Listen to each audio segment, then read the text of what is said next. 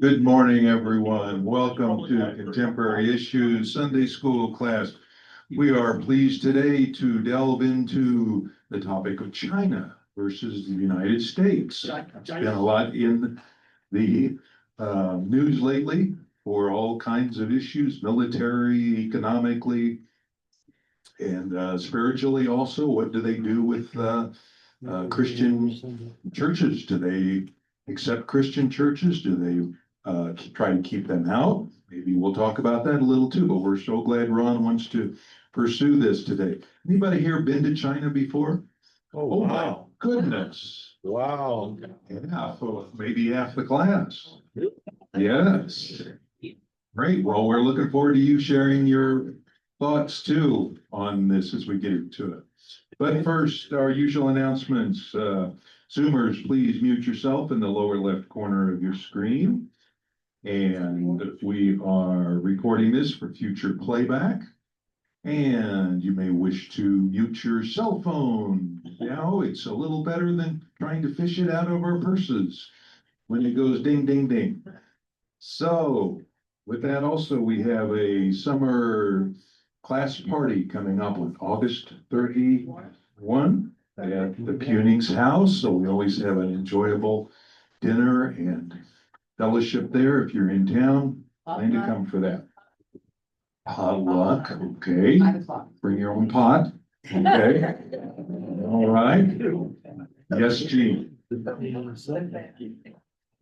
Sunday evening at 5 We have three Golden Girls celebrating birthday. Yes, Yeah. we have three Golden Girls celebrating their 87th birthday. So we've got cookies today. Ian and Gail and Mary Dawson. So happy birthday. We were just having some fun one day, the three of us, realizing this is our 87th year, not the same birthday. Not the same birthday, but your 87th year for all three of you. Bake some cookies or bring some kind of fruit or whatever on a given day and just celebrate it with a Nice. class. Great So if idea. you haven't picked up a cookie at this Pick up a point, cookie, going out. as you're going out on the table. Wonderful. Well, thank you. Okay. Any other announcements or things we want to discuss before we get started? Mary, Sunday. United Women in Faith next Sunday. Kind of leading the service and then have a luncheon. Luncheon after next service. Okay, 11:45. Free food is always the best kind. You betcha. One other little thing too, we want your comments, and I know it's hard for people to speak loud enough for everybody to hear, so I have a microphone on each side of the back of the room here. And if you would grab that, if somebody near you is trying to make a comment, grab it and hand it over to them, please. So with that, Ron, thank you for tackling China with us today. Okay. I think there was a song, kind of a sexy romantic song. I'd like to get you on a long boat to China. But yeah. Obviously, as I try to pull this lesson together, you could do certainly a whole semester of China, even a whole semesters on certain aspects of China. So it's an awful lot of material there. But anybody that follows the news, and particularly in our generation, we've seen how China's come from somewhat of a confused, disoriented nation that suffered terribly in World War II, or the prelude to World War II.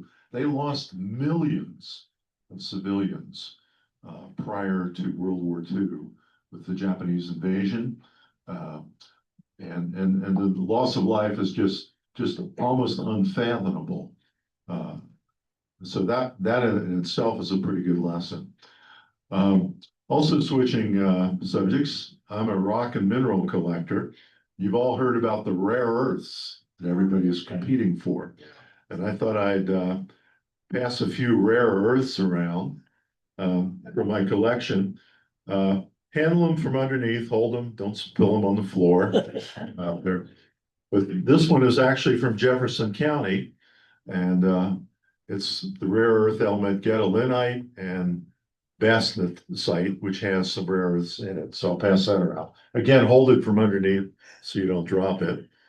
Here's some bastnäsite that has cerium and lanthanum in it. Pass it around. Again, hold it from underneath. Any hot rocks? No hot rocks here. I could have brought some in, but I thought, no, we don't want to do that for the class.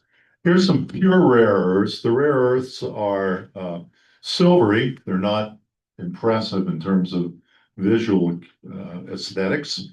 But here's some scandium, pure, which I know they use in magnets, and some yttrium, pure. So I'll pass those around. And then one more. Here's some lanthanite that has niobium, and some others in it. Again, hold it from underneath. Try to lift it by the lid, it's gonna pop off and Okay. hit the floor. Also, I'm always pushing books. If you need to give your grandkids a great book, or even have a good book to put on your coffee table, I highly recommend this one, The Elements. It's full of pictures, and you can just open it up and look at your favorite element. It'll tell you about where it came from, what it's used in, et cetera, et cetera. So we'll pass that around. A great book to have on your coffee table, just to scan through. All right, let's get back to China. All right. These have rare earth elements in them, but they're not specific. And the Chinese process a lot of these. They do even a lot of the minerals that have rare earths in them in the United States are often sent to China for processing and purification. But we'll talk a little more about that as the lesson proceeds. Okay, into China. First slide. Area-wise, China and the United States are almost the same area. China's about 3% larger in landmass area than the United States. Population-wise, a big difference. And gross domestic product-wise, they're getting closer. China's got 1.42 billion people. That's a lot. We've got about 335 million. So they're about 4 times our population. And then the little island of Taiwan has about 23 billion. That's equivalent to about what, 3.5 Colorados in terms of population. Gross domestic product, the US is just under 30 trillion. China is 18 trillion, but coming up fast. In fact, if you look at one of your handouts, you've got this one, this shows the ranking of the gross domestic products of the United States and many other countries, the top 10 roughly, in the year 2000 and in the year 2023. And it's an interesting study. Notice how China has come from number 6 on the chart over there on the left up to number 2. And if you look at their percentage increase, they've gone from 1.2 trillion to 17.7 trillion. Now, they probably cooked the books a little bit in some of their numbers, but there's no denying that they're coming up and they're coming up fast. Also include things like software.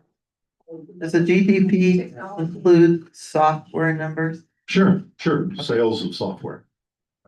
Okay, The other thing to notice is our national debt exceeds our GDP now. Yeah. yeah, good point. Okay, next slide. This shows a little topo map of China. And the chart on the right shows the population percentages in the sectors of China. We draw that yellow line diagonally across China, and we see 94% of the population is on the eastern side, only 6%. There's a lot of non-productive land out in the western parts of China. And in a way, United States is a little like that too. Our far western states, Nevada, Idaho, Colorado, Utah, are more desert-like, certainly won't support the super heavy populations that some of the fertile and wet eastern states can support. And that's certainly the case in China. Next chart. Competition-wise, this shows the largest trading partner of the Central and South American countries in the year 2000, that blue colored chart on the left, and then in the year 2023. Notice how China has become the top trading partner of most now of the South American countries in a period of just 23 years. So you can see China's coming up and coming up quickly. Next chart. This shows the extent of the Japanese Empire, the maximum extent of the Japanese Empire there in about 1941-42. And you can see where Japan went heavily into China, Burma, Thailand, some of the other countries. And we can see the provinces they conquered in China were more of the heavy populated ones in the northern sector. Next one. Okay, again, we passed out this world GDP chart. And we pointed out how China has soared to the #2 position. It's coming up fast. Next one. We're in competition, and we think competition, everybody thinks, well, is it military? Is it economic? Hopefully, the less military conflict we have with China, the better. We do not want to get in a war with any powerful nuclear nation. Bad for the world. But Ron, Go ahead. how do they militarily compare to US number of soldiers, equipment, things like that? We'll touch on that at the end. They're coming up quick. We'll touch on the military capabilities comparison at the end. The answer is, in a nutshell, we still have more military dominance, but if there's a conflict in Taiwan, they are so close to the theater of action, if there becomes a war there, that they can pretty much control the area. It's very hard to project your power halfway around the world against somebody who's next door to the area of conflict. Okay, so the key areas of conflict are trade, and we're all hearing about that, the tariffs with China. The tariffs were put on actually early 2000s. There were strong tariffs in, I think the Obama administration had some tariffs with China. Trump accelerated those in the 2016 administration. Biden continued most of those tariffs. And of course, they've gotten even more acute since then. Technology, wow, is that an area of competition between the US and China? They are coming on fast.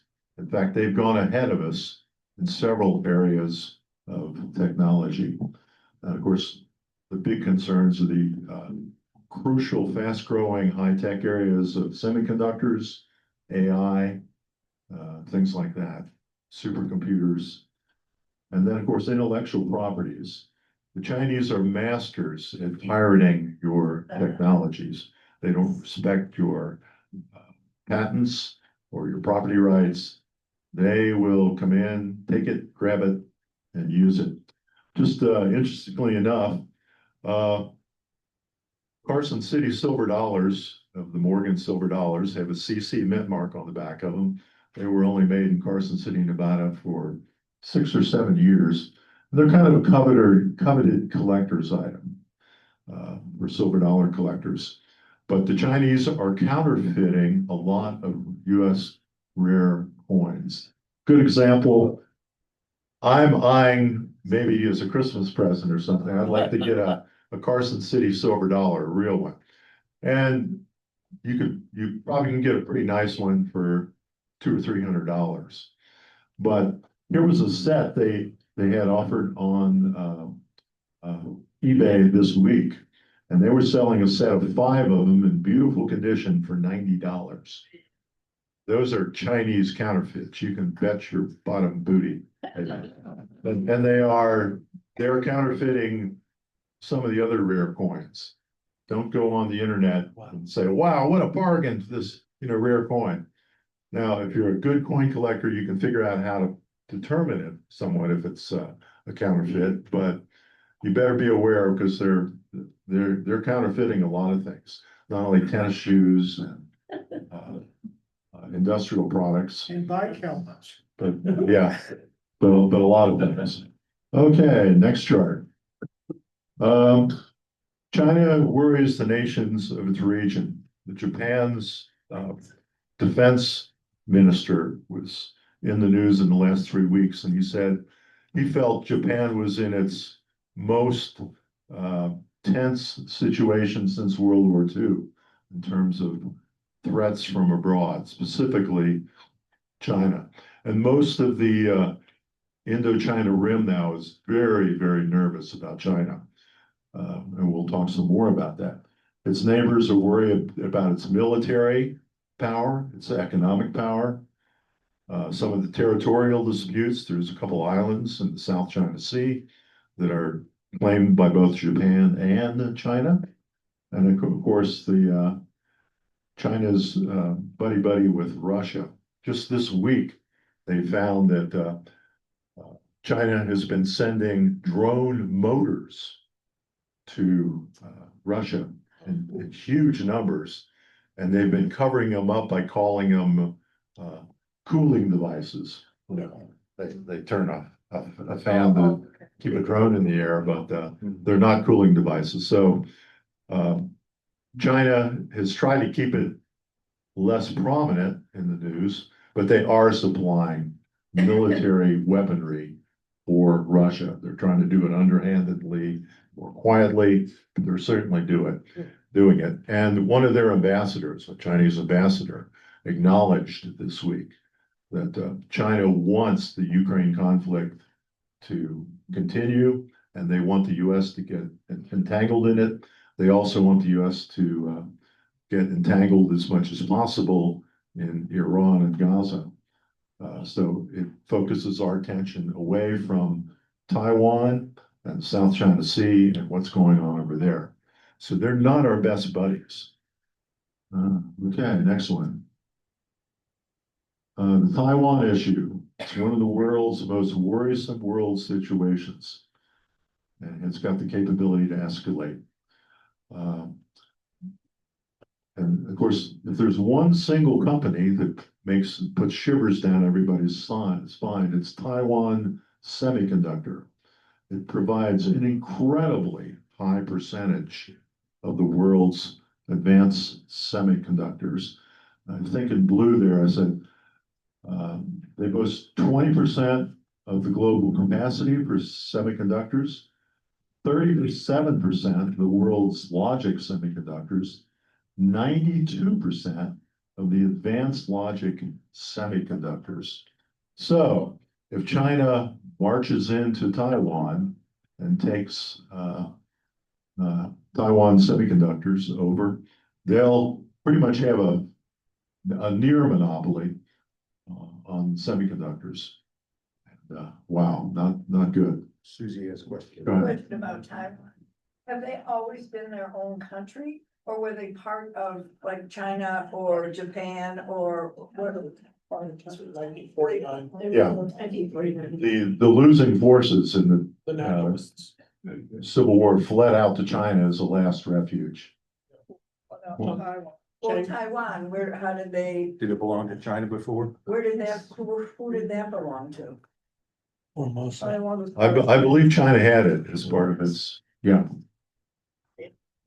The losing side of the Civil War fled to Taiwan as a place of refuge. Chiang Kai-shek. And I think if you study the map, it's only, is it 120 miles off the Chinese coast? It's not far, not far. Okay. Next, the Taiwan issue. China wants the US entangled again as much as possible. And the tariffs that we set up with a lot of our allies weakens our ability to strengthen alliances with Japan, the Philippines, Indonesia, Korea. And so as we alienate the nations in that area, we make it tougher to maintain Taiwan's independence.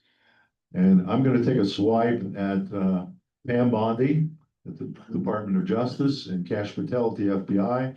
They're going in and cleaning out a lot of CIA personnel and FBI personnel for nothing other than the fact that they participated in some of the investigations of Trump. And so these guys are tearing up two of our key agencies when they shouldn't be messing with this stuff. They ought to be looking at the threats from abroad, China, other hostile powers that are so this is really terrible that we're putting so much energy into worrying about internal sex scandals and stuff like this. I'm not saying we don't look at them, but yeah, that's not where our agencies need to have their energies focused.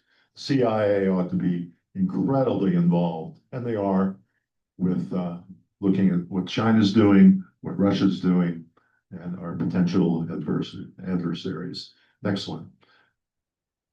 The the islands, yeah.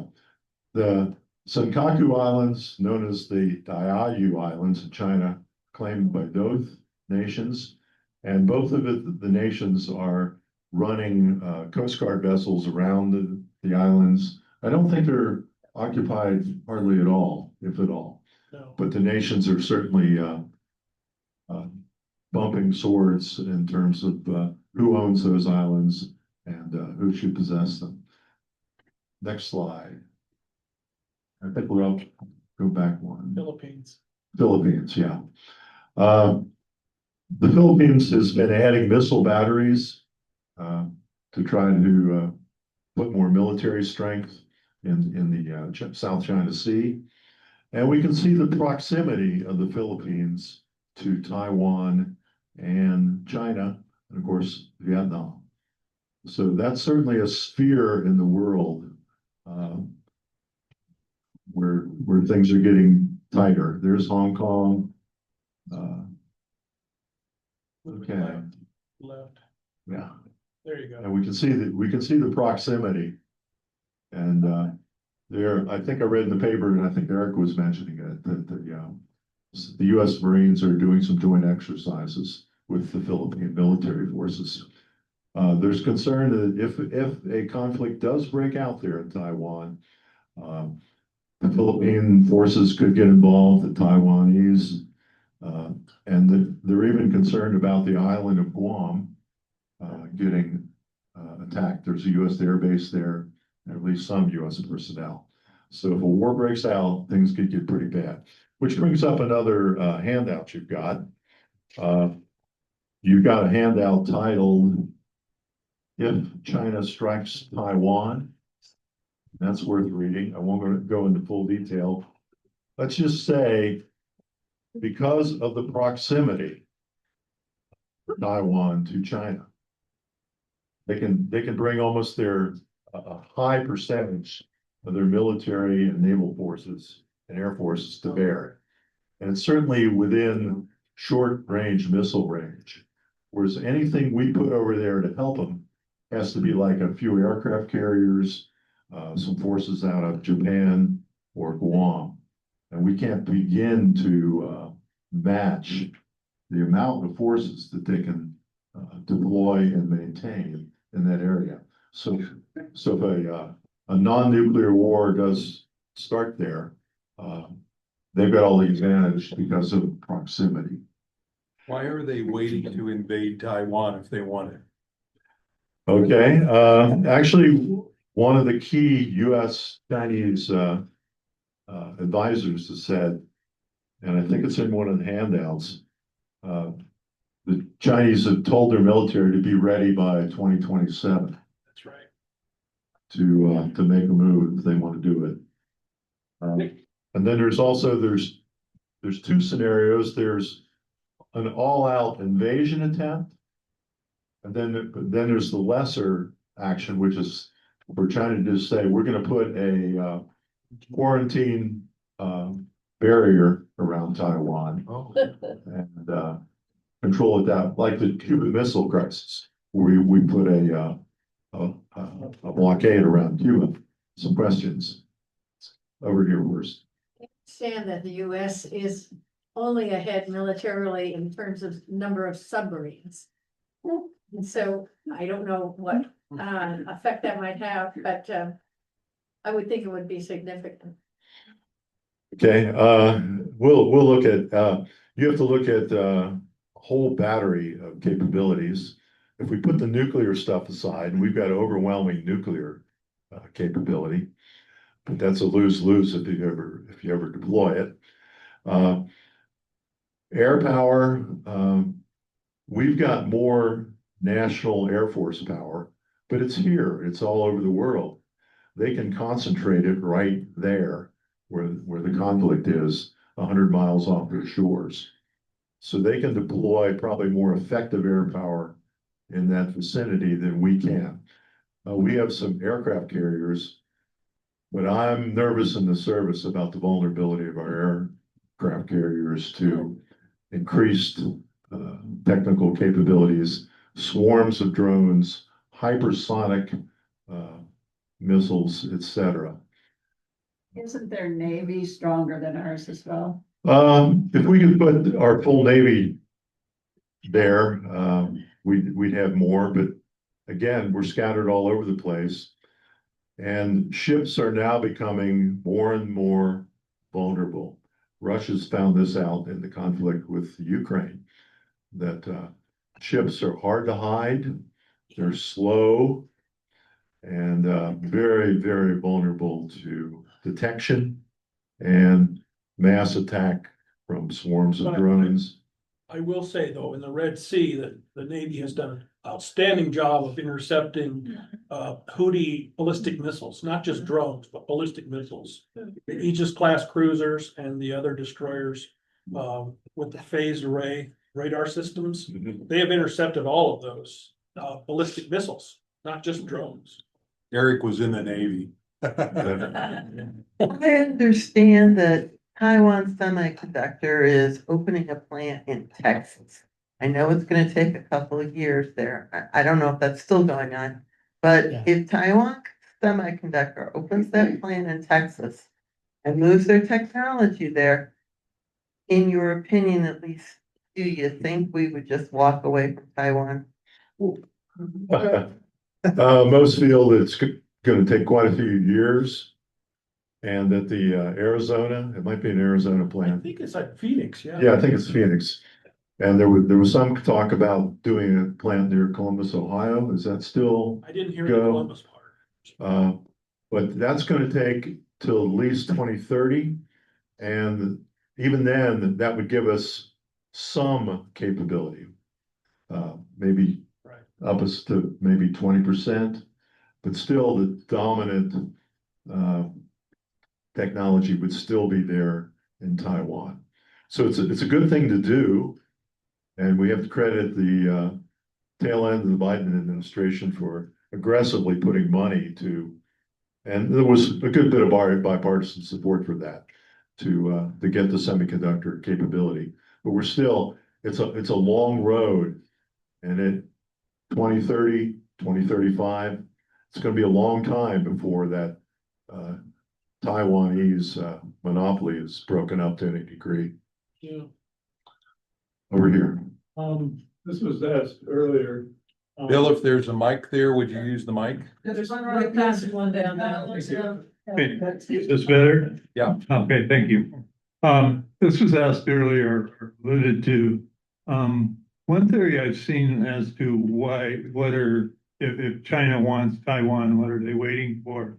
And this articles that I've read have said, different key areas they're waiting to see what effect, how many things Trump can screw up. And then they'll say, okay, here's, now that that's over, and if we ever get back to normality, then they'll make a move. Yeah, it's an area where we should worry.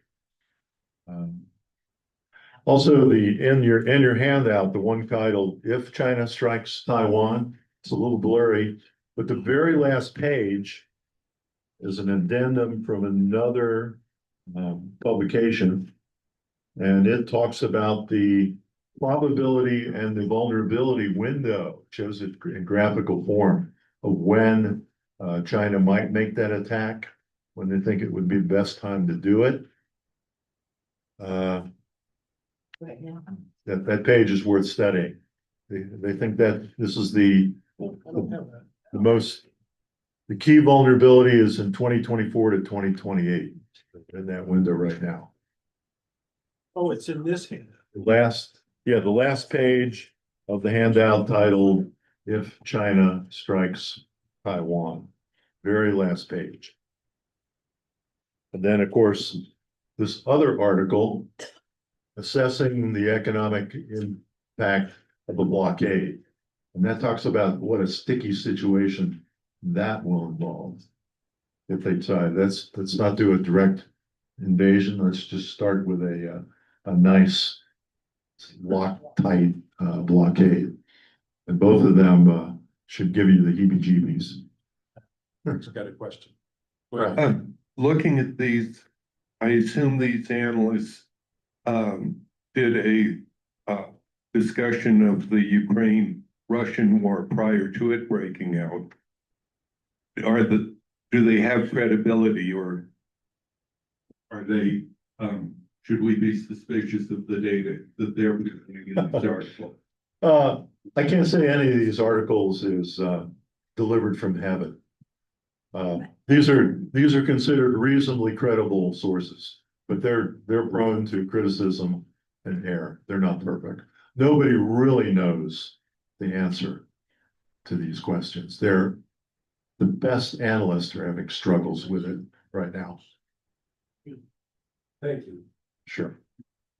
Also, another article is one by Kyle Chan, an economist of Chinese heritage.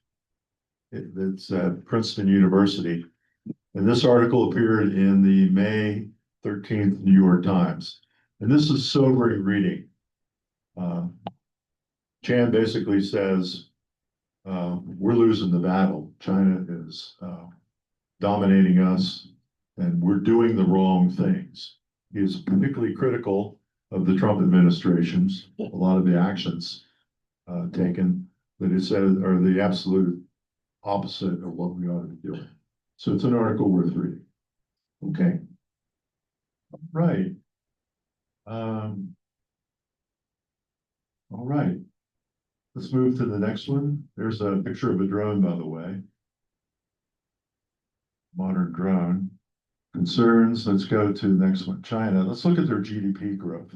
We need to look for a little bit in terms of what have they done to grow so fast. Here's a picture of or graph of the Chinese gross domestic product.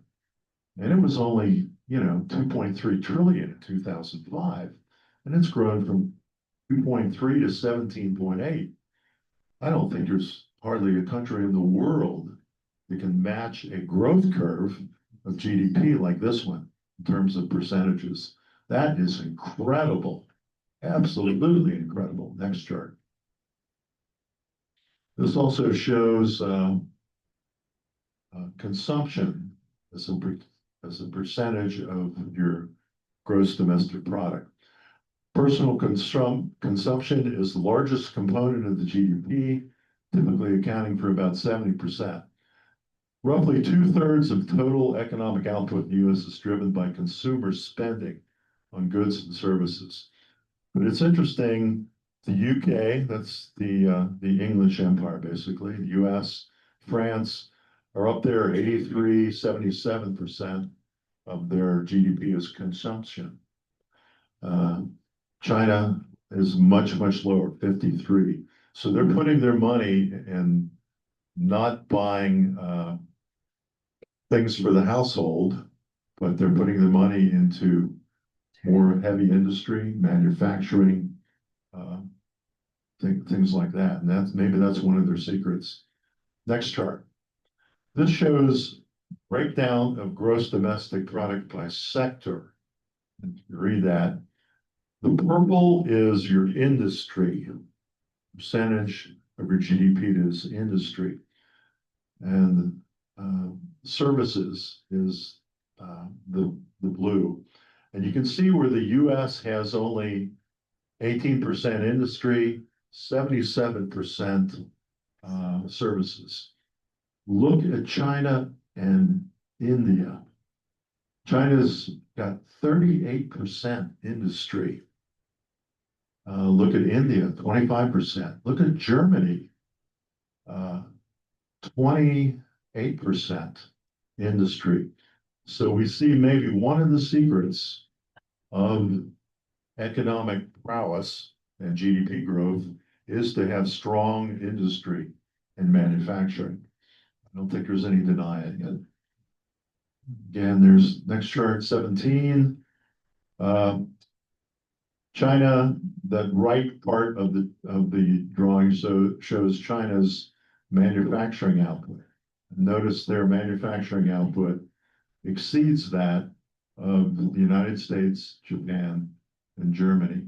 In fact, it exceeds the four countries to the right altogether, added together. China's got more manufacturing output. Next one, keys to economic success. I was looking on the internet, and China has built its seaports, equivalents of Long Beach, California, and put in, using AI, tremendous automated shipping container facilities where they have very, very few people working there, but tremendous automated systems that move these pallets and boxcars, shipping containers automatically, sends them to the cranes. They're loaded on the ships. They don't even have longshoremen to do much of it. It's incredibly automated. But they attribute their tremendous growth to their economic reforms, industrialization, export-oriented manufacturing, and significant investments in infrastructure and human capital. And they've got a lot of human capital to capitalize on. Okay. So they have just found the secret, shall we say. Next one. 78, China initiated significant economic reforms and opened up the country. They also found ways to get their labor force involved. The country's got vast, low-cost labor, and that coupled with investments in infrastructure has enabled it to become a tremendous manufacturing hub. Next one, 20. For those that have flown in and out of China, I'm told some of their airports are really phenomenal to see. Anybody been in through some of the, Becky? Okay, or not Becky, no. Sure. The airports. Well, I was interested if you think there's strategic thinking about the human capital that you're just talking about and their China's recension of a single child policy. Mhm. And I know that that's fairly recent. Right. Yeah, they decided their population was not showing the right demographic trends they wanted. They got rid of that single child provision. Yeah.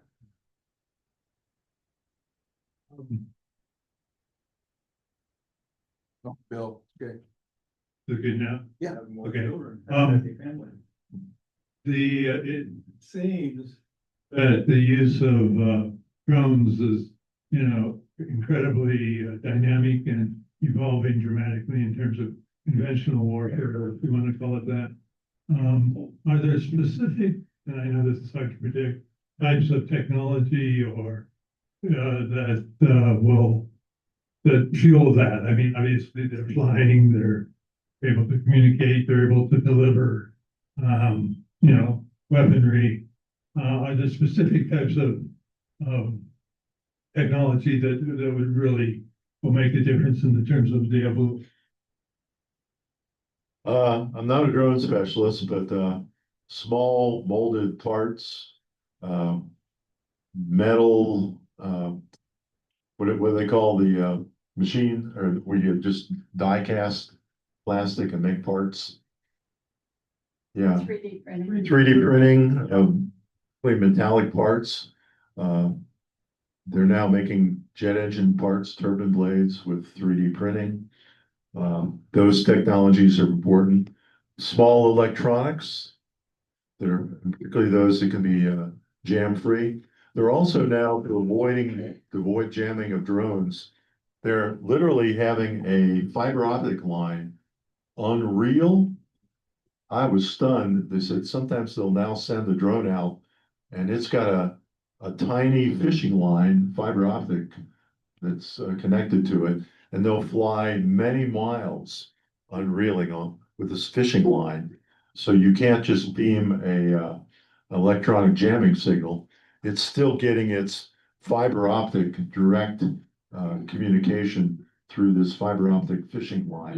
used to call that fly-by-wire. Yeah. Yeah. So that, small motors, I'm not an expert on drones, but that's some of the technology. Okay, so there's some of the, China's got a bullet train. They've got a lot of super modern airports. They say they are really impressive. Next one, productivity growth. This is human capital. They have really learned to use their people, training them, education. I know when Alice and I went back to Indiana to see the eclipse, we talked with 4 engineering students from Purdue that came over to see my telescope. And they were studying engineering at Purdue. They were from China. They said they loved the freedom they had here in Indiana. But they were obviously gaining that excellent education of the Purdue Engineering School. Very friendly people. That was my impression. Very smart, very friendly people. Okay. So they found a way to really use their people, train their people. This, I hope, isn't interpreted as a racist comment. I had a friend that was in med school in about 1980, and he talked about some of the Chinese students. He said, "Dang, Ron, all they do is eat rice and study." I said they really, I mean, they did not screw around. They're not you go to your university, you will not find the Chinese kids there at your all-night Animal House fraternity, sorority party. They really apply themselves, incredibly disciplined academically. Ron, I just wanted to share that I worked with someone about 10 years ago who put her daughter into an intensive Chinese language class here in Denver, specifically because she thought that China was going to be overtaking the US in a lot of, especially technology and other things like that. And when they visited China, when her daughter was 8, she was doing translation for them. So there are people who already have been into this. Wow. Okay. Ron, time check, 11:15. Yeah, let's finish this up quickly. Again, 22 human capital. Yeah, they're doing a good job developing their people. So do they open the immigrants? Yeah, I'm not like what we do, but. No one wants to go there. Yeah. Yeah, I think that's fairly true. Not much immigration into China. They also have, if we can jump to 23, slide 23 there. They do have a lot of government, state-owned companies. One of the largest one is the Chinese state-owned Aviation Industry Corporation. And they're building, so it's like a Boeing that's owned more by the government than by private investors. And they've got these state-owned companies in a lot of key areas. And they're held to compete here. because they've got the power of the Chinese, bankroll, plus some capital and private investment to put together. And that's certainly one of the key factors. Next one, we mentioned the rare earths. They've got control of a lot of the rare earths. 25. Also, they're building up. They actually constructed 7 artificial islands in the South China Sea by dredging. And there's a picture of one of them. That island wasn't there before. You see, it's got a large aircraft runway. And they're dredging sand onto existing reefs. And even they've made at least 7 or 8 islands. Those are the Spratlys, they call them the Spratly Okay. Islands. And we'll finish up with mentioning, they do have weapons of mass destruction. They've got, I think, 300 estimated missile silos. And they're adding to their number. They've only got at best a quarter of the US nuclear force, but they are increasing it. How many do you need? Yeah, Exactly. they estimate they'll have at least 1,000 operational warheads by 2030, which isn't that far away. Okay. So emerging nations of the future. Yeah. We'll pass on this. This mentions, why has Brazil failed to achieve the Chinese miracle? Political instability, economic crisis, ineffective leadership, social inequality. So those are some of the things that can stop your nation from growing. China's certainly, though, coming on like gangbusters. And we've got to get used to, we're not going to be the top dog unless some things really change dramatically. China will take the prominent role. Most experts don't think we'll, it's like we're going to fall away to nothingness. And they think this next century will be one, the next 75 years of this century will be one, not necessarily dominated by one country, but there will be a couple important blocks. China will probably be top dog by maybe 2040, 2050. We'll still be a very powerful entity, as will the European Union, as will some of the other Pacific Rim areas. But it's an interesting world, and most of us won't be around for the latter part of this century. Yeah, so I've talked quite a bit. Let's get some comments from the peanut gallery here. You haven't mentioned it, but China is doing an awful lot in terms of the marine silk, what they're calling the marine silk road or the ocean silk road, by buying up ports in India and all across the southern tier. Also loaning, quote unquote, a lot of African countries and East Asian countries money to establish themselves as a partner in those countries. Then when the country can't pay back, they are in charge. Right. That is sometimes called soft power. And yeah, and they're also, we saw what they're doing. They're going into South America, areas they know are rich in certain critical minerals and things they need, and making very fair trade assessments, gifts, grants. We're probably making a big mistake having pulled US aid out of a lot of areas. That's what you call soft power, and it builds a lot of positive influence for your country rather than putting boots on the ground with soldiers.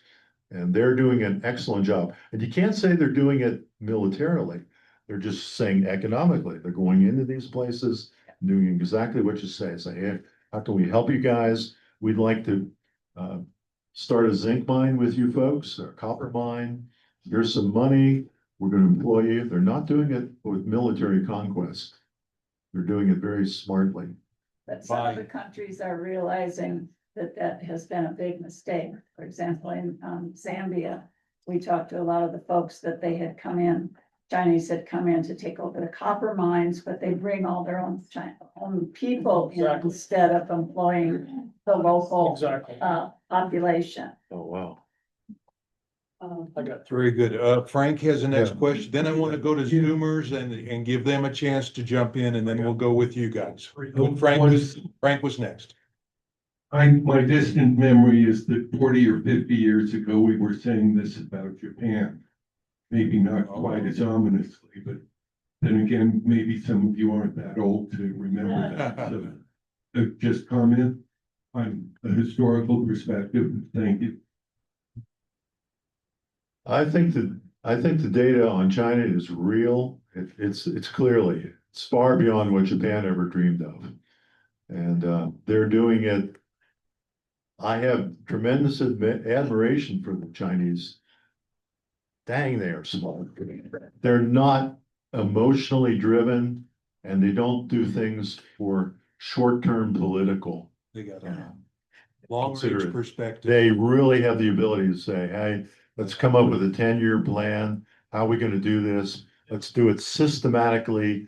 They don't demand the change to have occurred in time for the next election, which they don't have. Yeah. Okay, go ahead briefly, then I'm going to Zoomers. All right, I got three comments. The first one is I just came back from Nicaragua, was there for 2 weeks, and they are building China malls all across the country. Not just in the capital, Managua, but across the country, and even some of the smaller communities. China malls, Shopping malls. shopping malls. Oh, wow. They call them China malls. Huh. And, to your comment on Africa, yes, that's one of the big criticisms with their investment in Africa is they're bringing in their own workers, not using locals. Wow. And in some cases, not finishing the job, like the railway across Kenya, not finishing, stopped. They're building a port in Peru. I think it's complete now. Lots of ports. Yeah, ports around the world. The other comment was, Anderson Air Force Base in Guam is building a new command and control center in Anderson Air Force Base. And my final comment is this week, the president of the European Union, van der Leyen, she was talking about things, she says they're at an inflection point, the EU and China, and that China needs to do something to reel in some of these subsidies. They've been subsidizing their steel industry and some of the other industries. Okay, Judy on Zoom. Go ahead, Judy. I just have a quick question. Do we have any idea how much property in the United States do Chinese citizens own? I know there's concern. I knew one guy that has made a living going over to Kansas, selling farms from aged Kansans, Really? particularly in central and western Kansas. And foreign investors do look favorably at buying land in America. It's considered a good investment. I don't know what the numbers are, but there is worry about, for example, a large potentially hostile power like China buying mass amounts of property next to critical US defense installations, where you could easily hide some drones in a warehouse, and if a war started, unleash the drones on some of your key defense facilities. I don't know what the numbers are, but yeah, there's a lot of foreign-owned land in the United States. To keep the, I understand they, yeah. It's, I understand China owns a lot of our T-bills and treasury bonds. What's to keep them from just dumping those at a strategic time? Anything? I'm not an economics expert, but from what I've heard, yes, they do have a lot of capability. If they really wanted to make mayhem, dump a lot of their T-bill purchases. They already are. Interesting. Yeah. Zoomers, any more questions from our Zoom participants? If you'd like to, go right ahead. Okay. Okay, if not, Get back Corey, here and then jump over here. This is probably a side question, but I know we want more educated people in our country, but education is getting ridiculously expensive. Is education in China state paid for?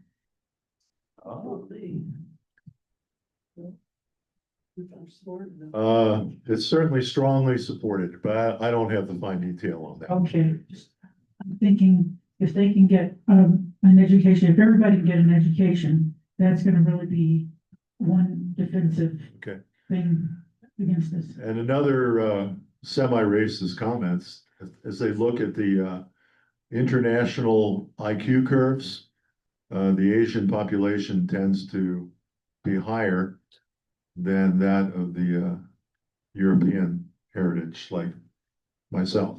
So they potentially are smarter than us in terms of average higher IQs there on the That's a average questionable metric. over here. Palmer, I'm not really into it a lot, but just my visual perception of China. I started going there and I went about 3 times in 10 years. And this was probably the late 98 to 2008. And the first time I went, they were riding bicycles. The second time I went, they were driving small cars and they had 24-hour construction on apartments. Wow. Third time I went, they were driving Buicks.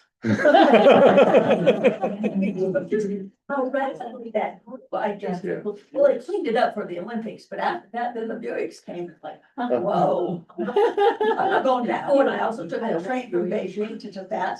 That is open, raw, gray land, there's nothing there. Yes. But we did have to see a big facility, and that was about the time that those people were confined to those places, they were jumping up the buildings to get away.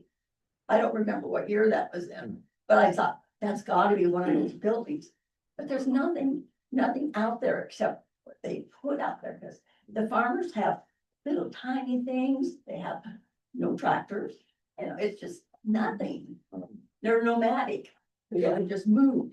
Thank you, Sharon. Very interesting. We got about 3 minutes left. Gene? Yes, one would get the impression, Ron, that the Chinese look at conflict a bit differently than we do. I recall a film that the Obamas subsidized, where the Chinese came in, I think it was Dayton, Ohio, to take over a company that had gone bankrupt to make it successful. They found that Americans had a terrible work ethic and they were basically uncivilized. So the rationale was, we want to make for a happy family, make for a happy family. They approach conflict as opportunity. That's the definition of conflict in Chinese. Opportunity. For us, it's kind of kill or be killed. But the mindset and in engaging in this China versus the United States, they seem to approach conflict a bit differently. We want to make you a happy family if you come in, if we take over. Would you agree or not? Well, I'm not a Chinese expert, but but generally the Oriental peoples tend to be more, they think we instead of me. They're far less individualistic, and they're far more willing to make sacrifices for the good of the group. That's one of our great weaknesses right now, I think. I want to ask a quick question of our cultural anthropologist, Dr. Peter Van Arsdale. What do you think about China? Are we all talking accurate? Oh, yeah, I Today? learned a lot today. This is a good conversation. I really appreciate it. Okay, thank you.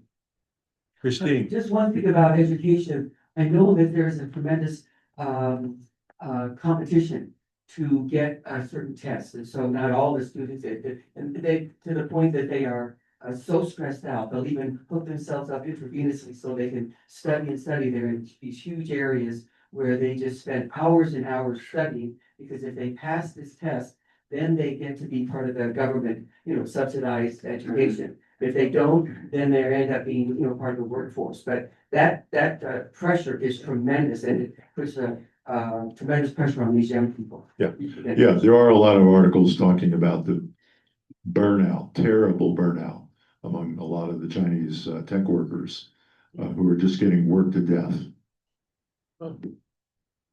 Are there any positives for the US? Well, yeah, if you look at our numbers, we're still a very, very robust, powerful, healthy nation. But we just have to understand that we may not be the top dog anymore. We have to probably get used to it. But of course, there's many good things about this country.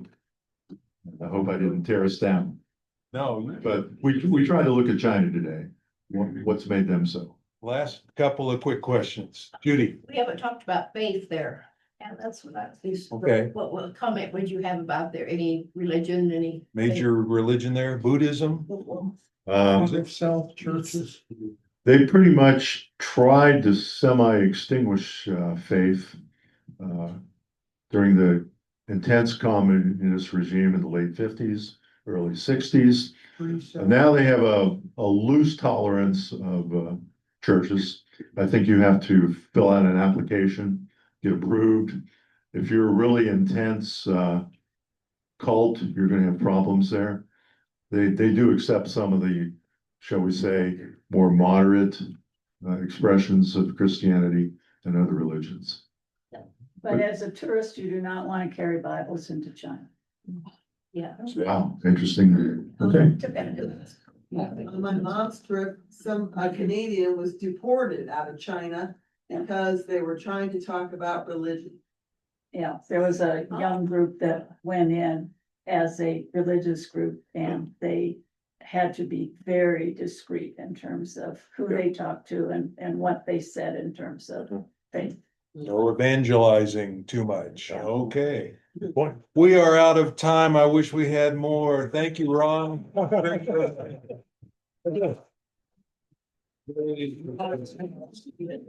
See you next week. Bye-bye. Thank you. Bye.